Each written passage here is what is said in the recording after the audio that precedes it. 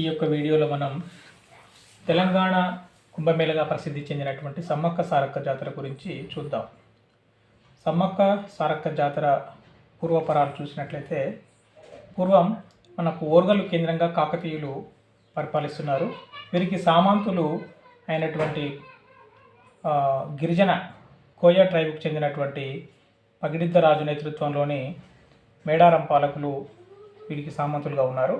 ఈ కాకతీయుల సామంతులైనటువంటి పగిడిద్ద రాజు సరైన సమయంలో కప్పం చెల్లించకపోవడంతో ఆగ్రహం చెందినటువంటి మొదటి ప్రతాపరుద్రుడు తన సేనాని అయినటువంటి యుగేందరుణ్ణి ఈ కోయ రాజు అయినటువంటి పగిడిద్ద రాజుపైకి యుద్ధానికి పంపడం జరుగుతుంది.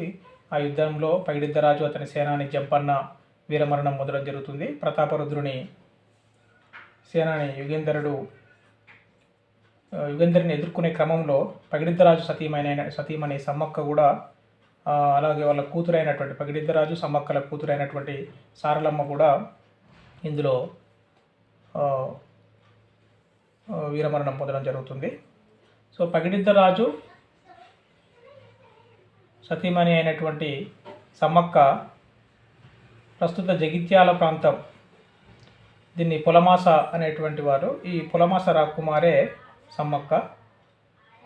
సమ్మక్క పగిడిద్ద రాజులకు దంపతులకు 3 సంతానం: సారలమ్మ, నాగులమ్మ మరియు జంపన్న. సారలమ్మ యొక్క భర్త గోవిందరాజులు. సో ఇది ఈ సమ్మక్క సారక్క జాతరకు ఉన్నటువంటి నేపథ్యం. ఇక్కడ ఈ కోయ ట్రైబ్ వారి తరపున పోరాటం చేసినటువంటి గిరిజన సమ్మక్క సారలక్కలను వనదేవతలుగా పూజించడం జరుగుతుంది. ఇది సమ్మక్క సారక్క జాతరలో ప్రధానంగా జరిగేటటువంటి ఘట్టం. అయితే మరి ఈ జాతర ఎప్పుడు జరుగుతుందంటే ప్రతి 2 సంవత్సరాలకు ఒకసారి సమ్మక్క సారలమ్మలను స్మృతించుకుంటూ మాఘశుద్ధ పౌర్ణమికి 4 రోజుల ముందు ఈ యొక్క జాతరను ప్రారంభించి చివరి రోజు అయినటువంటి మాఘశుద్ధ పౌర్ణమి రోజు 4వ రోజు దేవతల వనప్రవేశంతో జాతర ముగుస్తుంది. మరి డే బై డే ఒక్కొక్క రోజు ఏం జరుగుతుంది అనేటువంటి చూద్దాం. మొదటి రోజు సారలమ్మను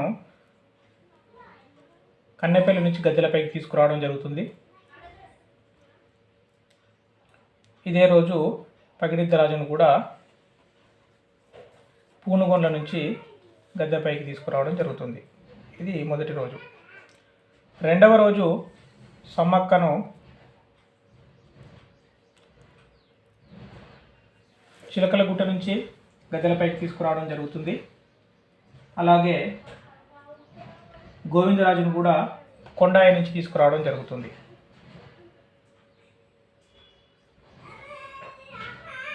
ఈ విధంగా మొదటి 2 రోజులు దేవతామూర్తులు గద్దెలపైకి రావడం జరుగుతుంది. 3వ రోజు జాతర జంపన్న భక్తులు భక్తి శ్రద్ధలతోటి జంపన్న వాగు, దీనికి సంపంగి వాగు అని పేరు ఉండేది. అయితే ఈ మేడారం పాలకుల సేనాని అయినటువంటి జంపన్న, అంటే పగిడిద్దరాజు సమ్మక్కల కుమారుడు అయినటువంటి జంపన్న ఈ యొక్క సంపంగి వాగులో దూకి వీరమరణం పొందడం వలన ఇది వాగుకు జంపన్న వాగు అనేటువంటి పేరు వచ్చింది. ఈ జంపన్న వాగులో పవిత్ర స్నానం ఆచరించి తమ వెయిట్కు తగినటువంటి బంగారం, అంటే మామూలుగా మన భాషలో బెల్లం, జాగరి, తమ వెయిట్కు తగినటువంటి తూకం ఈ దేవతామూర్తులకు బంగారం సమర్పించుకుంటారు 3వ రోజు. ఇది జాతరలో పీక్ స్టేజ్ అన్నమాట.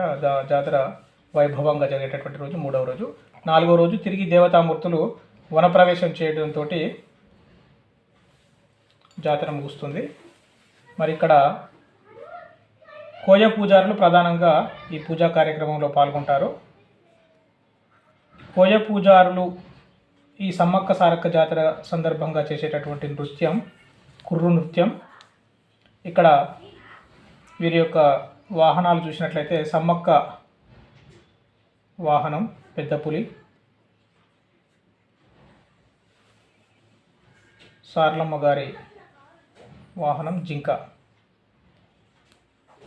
సో ఈ విధంగా 4 రోజుల పాటు వైభవంగా జరిగి మాఘశుద్ధ పౌర్ణమితోటి జాతర ముగుస్తుంది. ఇది సమ్మక్క సారక్క జాతరకు సంబంధించినటువంటి అంశం.